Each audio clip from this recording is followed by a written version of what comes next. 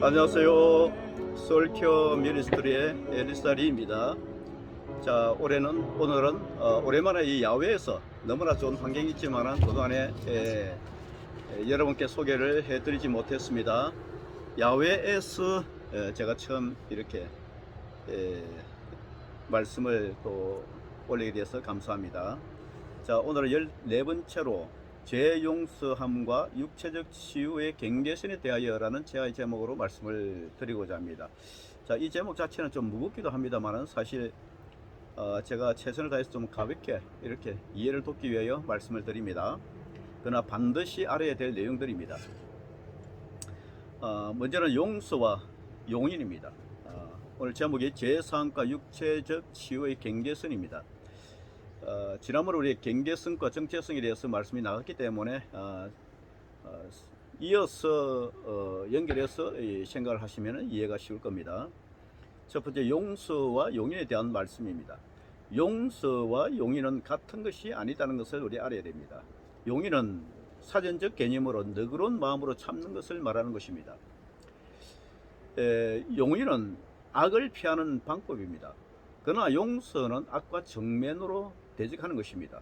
그러니까 용서가 그토록 어려운 것이 악과 정면으로 대결하기 때문입니다. 다시 말씀드리면 용서란 악과 정면으로 맞서는 행위입니다. 아무리 그럴 만한 이유가 있더라도 아버지가 하신 일은 잘못입니다. 아버지는 제게 죄를 저지른 것입니다. 전 그걸 알고 있지만 아버지를 용서합니다. 라고 했을 때에 진정한 용서란 정말로 힘든 과정이지만은 왜 힘든 과정이겠습니까? 죄와 맞닥뜨리기 때문이라고 말씀드렸습니다. 정말로 힘든 과정이지만 건강한 영혼을 위해서는 반드시 필요한 것입니다. 이에 반해서 값싼 용서라는 것이 있습니다. 가령 나의 어린 시절이 대단히 좋았다고 할 수는 없습니다만 나의 부모님들은 그분들 나름대로 최선을 다하셨고 나는 그분들을 용서했습니다 라는 것입니다. 하지만 이런 사람들을 차분히 살펴보면은 자신의 부모들을 전혀 용서하고 있지 않음을 알게 됩니다. 그러니까 이러한 과정은 즉 용서의 과정은 너무나 번거롭기 때문에 대부분은 값싼 용서를 선택하고 만다는 것입니다. 피 집사님의 예를 들겠습니다. 우리 솔케어 미니스트리에서 이전에 임상을 경험한 집사님이 되겠습니다. 그의 어린 시기에 아버지가 자기에게 너무나 잘해줬다고 말했습니다. 다른 친구들이 가질 수 없었던 장난감이나 때로는 맛있는 음식을 먹여주었기 때문입니다. 그래서 아버지는 나에게 잘해줬어요 라고 말했습니다. 어떤 경우에는 가족을 남겨두고는 몇 달 동안 집을 비우고 힘겨운 시골에 농사 일을 하고 지친 듯이 돌아오는 아버지 모습이었습니다. 그런 아버지를 비난할 수가 없었던 것입니다. 그는 아버지는 가족을 위하여 열심히 사셨어요 라고 말했습니다. 하지만 진정한 용서가 발휘될 수 있는 것은 유죄 판결이 났을 때만 가능하다는 것입니다. 이 유죄 판결이라는 것은 아버지가 아버지로서의 역할을 잘못했던 어떤 기준을 말하는 것이죠. 가령 예를 들면 부모의 역할이 있는데 존 패턴은 그의 목양적 돌봄에서 목회적 돌봄에서 5가지를 소개합니다. 사랑의 아버지로서, 또 뿌리로서의 아버지, 거룩성의 아버지, 공급자 아버지, 보호자 아버지, 이 5가지를 말씀하고 있습니다. 다시 말씀드리면 부모의 역할은 사랑으로서의 아버지, 또 뿌리로서의 아버지, 거룩성의 아버지, 공급자 아버지, 보호자로서의 아버지, 여기 솔케어 미니스트리에서 하나 더 첨가하겠습니다. 인격자로서의 아버지가 되겠습니다. 자, 이 기준에 맞추어 볼 때에 아버지에 대한 유죄 판결을 할 수 있는가 아닌가 하는 문제입니다. 그렇지 않아요. 가령 그렇지 않아요. 내 부모님들은 그분들이 할 수 있는 최선을 다하지 않았습니다. 그분들은 더 잘할 수도 있었습니다. 나에게 잘못한 것입니다 하는 것이 유죄 판결입니다. 저지르지도 않은 범죄에 대해 누군가를 용서할 수는 없는 것입니다.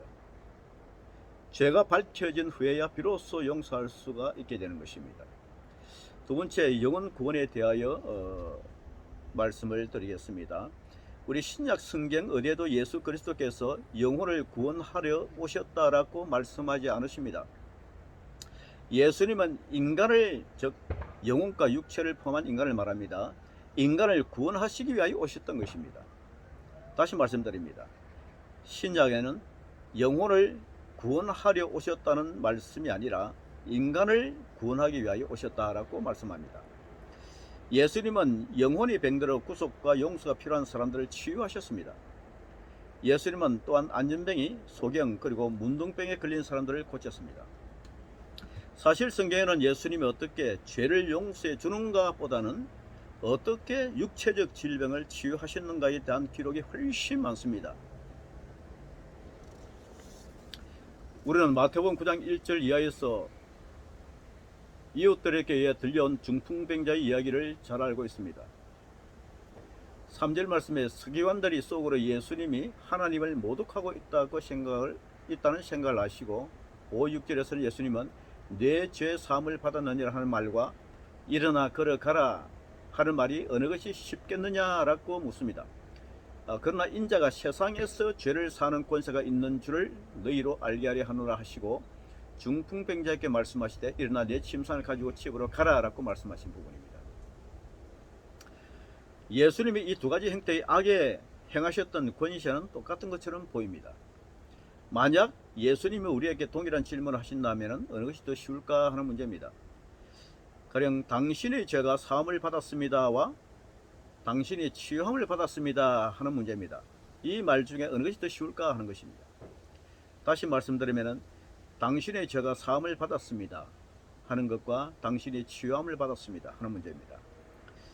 우리는 당신의 죄가 사함을 받았습니다 라는 말에 대해서는 상당한 믿음을 가지면서도 당신이 치유함을 받았습니다 라는 말씀에 대해서는 그렇게 믿음을 보이지 않는 것 같습니다. 우리는 누가가 사도행전에서 초대교회의 모습을 볼 수가 있습니다. 누가의 사도행전에서 초대교회의 모습을 볼 수 있습니다. 초대교회의 사도들은 예수님이 행하셨던 것처럼 행했습니다. 그들은 복음을 선포했고 병자들을 치유했습니다. 또한 야고보서에서는 병자들에게 기름을 바르는 것에 대하여 성경의 전통을 따르고 있습니다. 그리고 야고보서에서는 죄 용서함과 육체적 치유의 경계선을 전혀 구분할 수 없다는 것을 우리가 보게 됩니다. 다시 말씀드리겠습니다. 야고보서에서는 죄 용서함과 육체적 치유의 경계선을 전혀 구분할 수 없다 하는 것을 본다는 것입니다. 그러므로 다음은 야고보서 5장 14, 18절 말씀의 내용을 소개합니다. 너희 중에 병든 자가 있느냐? 저는 교회 장로들을 청할 것이요 그들은 주의 이름으로 기름을 바르며 위하여 기도할지니라. 믿음의 기도는 병든 자를 구원하리니 주께서 저를 일으키시리라. 혹시 죄를 범하였을지라도 사하심을 얻으리라. 이러므로 너희 죄를 서로 구하며 병낫기를 위하여 서로 기도하라 라는 말씀입니다. 또 15절 말씀에 믿음의 기도는 병든 자를 구원하리니 에서 병든의 원어, 헬라 원어는 캄노입니다. 영어로는 육체적 질병을 포함한 sick, sick, sick로 번역되어 있습니다. 그리고 구원이라는 헬라 원어가 소조, 영어로는 save, NIV 성경에 save, SAVE로 번역되고 있습니다. 구원이라는 소조 소테리아를 말하죠. 구원이라는 헬라어 원어적 의미에도 치유, 영생, 해방, 자유라는 다양한 의미가 동시에 포함되어 있습니다. 실제로 복음서에서의 예수님의 치유 사역은 육체의 질병이 고침받은 것과 동시에 영혼이 구원된다는 것이 대부분입니다. 다시 말씀드리겠습니다. 복음서에서의 예수님의 치유 사역은 육체의 질병이 고침받은 것과 동시에 영혼이 구원된다는 것이 대부분이라는 것입니다.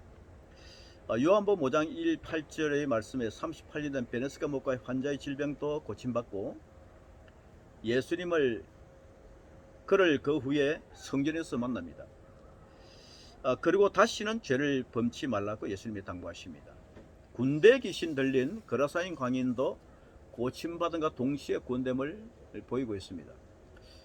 오늘날 우리는 인간을 이해하는 데 히브리적 관점 또한 알아야 됩니다. 그들은 인간을 육체와 영혼으로 분리시키지 않고 전인격적인 존재로 보고 있기 때문입니다. 전인적인 존재. 이것은 인간의 감정과 육체가 인간의 정신, 그게 마인드, 스피리트, 정신과 밀접한 관계에 있음을 말해주고 있는 것입니다. 다시 말씀드리면 우리의 영혼이 육체 안에 감금되어 있는 것이 아니라, 갇혀 있는 것이 아니라 육체 안에 거하고 있다는 것을 알아야 된다는 것입니다. 그러므로 육체의 부활이야말로 우리의 가장 깊은 소원에 대한 응답임을 알아야 합니다. 이것이 바로 사복음서에서 예수님의 관점에 가깝다고 보는 것입니다. 이제 우리는 사도시대 이후에 기독교 영성에 영향을 미쳤던 인간성에 대한 이교적인 이원론적 관점을 배제할 수가 있어야 됩니다. 즉 무슨 말이냐면 이교적인 이원적 관점이라는 것은 플라톤주의, 스토아주의, 영지주의 그리고 마니교적인 그런 사상을 말할 수 있습니다. 그들은 인간의 영과 정신은 고귀한 것이고 육체는 악한 것으로 보았습니다. 그러나 하나님은 우리를 돌보시되 단지 우리의 영혼만이 아니라 우리의 모든 것을, 영혼육을 동시에 돌보신다는 것을 알아야 합니다. 과거에 교회가 치유를 위해 기도하지 않았던 이유는 단지 우리가 믿음이 부족했음만이 아닙니다. 그것은 1500년 이상의 교회 역사에서 육체를 적으로 간주하는 영성의 문제가 있었던 것입니다. 그러나 예수님은 우리의 전인의 구원을 위하여 오셨다는 것입니다. 예수님은 우리의 모든 것에 충만한 생명을 주시기 위하여 오신 것입니다. 마태복음 8장 16, 17절에서는 이러한 충만함을 명백하게 반영하고 있습니다. 어떻게 예수님의 문둥병자를 고치셨고 백부장의 종을 치유하셨으며 베드로의 장모를 건강하게 하셨는지를 묘사하신 후에 그 복음서는 이렇게 선포하고 있습니다. 저물매 사람들이 귀신 들린 자를 많이 때리고 예수께 오거늘 예수께서 말씀으로 귀신들을 쫓아내시고 병든 자를 다 고치시니 이는 선지자 이사야로 하신 말씀에 우리 연약한 것을 친히 담당하시고 병을 짊어지셨도다 함을 이루려 하심이더라. 아멘. 하나님 또 망가진 인간으로는 일을 하실 수가 없는 것입니다. 마틴 하이데거는 돌봄의 의미와 강력하게 관련된 사람이 될 수 있습니다. 마틴 또 하이데거는 돌봄의 의미와 강력하게 아주 관계 깊게 관련된 사람입니다. 그런 돌봄을 인간 실존의 기본 현상으로 보고, 인간 실존이라는 것은 어려운 말이 아닙니다. 우리의 삶, 비잉을 말합니다.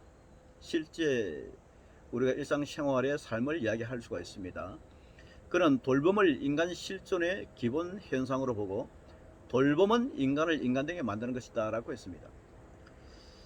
돌봄에는 두 가지가 있는데 하나는 근심이고 다른 하나는 배려입니다. 우리가 존재한다는 사실은 인간 실존의 기본이며 그 자체가 돌봄, 케어라는 것입니다. 하이데거의 존재를 위한 돌봄은 인간 실존의 유한성에 기본을 두고 있는 것입니다. 인간 실존의 유한성이라는 것은 인간은 100년 정도 그 이하로 살다가 간다는 그런 한계성, 유한성을 기본에 두고 하는 말씀입니다. 우리는 사랑의 의무를 강조하기 전에 왜 사랑할 수 없는가, 그리고 어떻게 하면 사랑할 수 있는가에 더 관심을 가져야 할 것입니다. 다시 말씀드리면 왜 사랑할 수가 없는가? 사랑하라 하셨는데, 위로 하나님을 사랑하고 아래로 내 이웃을 내 몸같이 사랑하라 하셨는데 왜 사랑할 수 없는가? 그리고 어떻게 하면 사랑할 수 있는가에 관심을 가져야 할 것입니다. 또 하나님의 우리의 삶 가운데 정말 사랑하기 어려운 사람들과 힘든 상황을 허락하실 때 우리는 당황하게 됩니다. 그렇지만 우리 안에서 이루어질 하나님의 역사하심이 무엇인지에 대한 통찰력을 얻게 된다면은, 인사이트죠. 통찰력을 얻게 된다면은 우리의 삶은 더욱 풍요롭고 소망으로 가득 차게 될 것입니다. 이제 주변 사람들과 환경을 통해서 하나님의 인도하심을 경험하며 소중한 하나님의 사랑을 깊이 체험하면서 하나님의 방법을 깨닫게 될 것입니다. 우리는 모든 관계에 있어서 사랑의 그 근본 동기가 되는 수준까지 성숙하기를 갈망해야 합니다. 우리는 모든 관계에 있어서 사랑이 그 근본 동기가 되는 수준까지 성숙하기를 갈망해야 된다는 것입니다. 이러한 성숙을 저해하는 원인을 성경은 우리의 마음속에 숨겨진 파괴적인 동기라고 말씀하고 있습니다. 우리의 마음속에 숨겨진 파괴적인 동기, 직접 말씀드리면 어둠이죠. 마귀 귀신이죠. 그리고 그것은 드러나게 된다라고 가르치고 있습니다. 히브리서 4장 12, 13절의 말씀에 하나님의 말씀은 살았고 운동력이 있어 좌우의 날선 어떤 껌보다도 예리하여 혼과 영과 및 관절과 골수를 찔려 쪼개기까지 하며 또 마음의 생각과 뜻을 감찰하나니 지으신 것이 하나도 그 앞에 나타나지 않음이 없고 오직 만물이 우리를 상관하시는 자의 눈앞에 벌거벗은 것 같이 드러나느니라 라고 말씀합니다.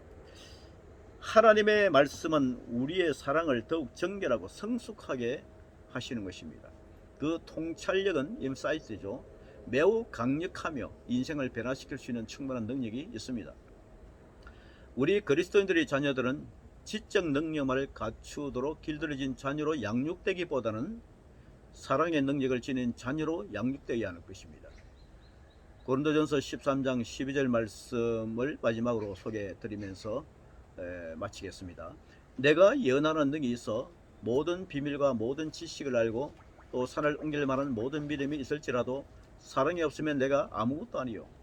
우리의 삶 속에 주님의 사랑을 제대로만 알게 된다면 우리는 참으로 놀라운 자유를 누릴 수가 있습니다. 우리 인생은 이 땅에서 하나님의 사랑을 실현함으로 완성의 길에 이르게 되는 것입니다.